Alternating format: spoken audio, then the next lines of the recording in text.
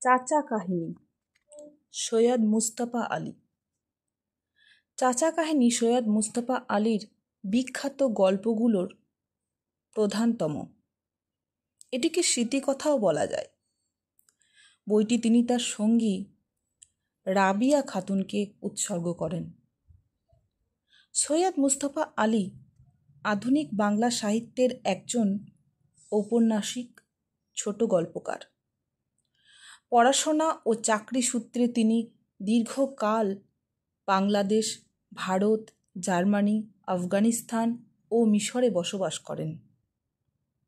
চাচা কাহিনী তার ছাত্র জীবনে জার্মানি ও ফ্রান্সের অবস্থানের সময়কার ঘটনা ও বিশেষত জার্মানির বার্লিনের হিন্দুস্তান হাউস রেস্তোরাঁয় প্রবাসী বাঙালিদের আড্ডায় চক্রবর্তী, চাচা ও অন্যান্য শিক্ষানবিশ তরুণদের গল্পকথন এই গল্পে বিভিন্ন কাহিনী হিসেবে স্থান পেয়েছে।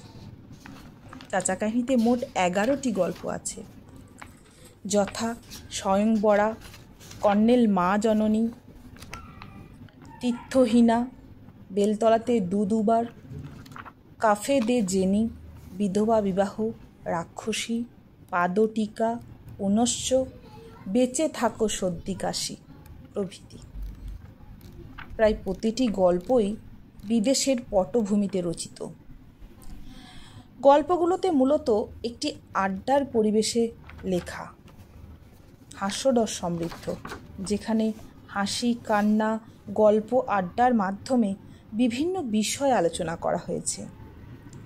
এগুলিতে প্রবাসী জীবনের অভিজ্ঞতা, দেশপ্রেম এবং সংস্কৃতির প্রতি গভীর আগ্রহ প্রকাশ করা হয়েছে।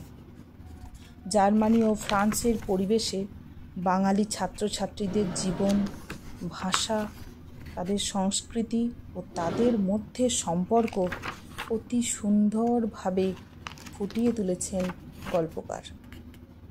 নমস্কার।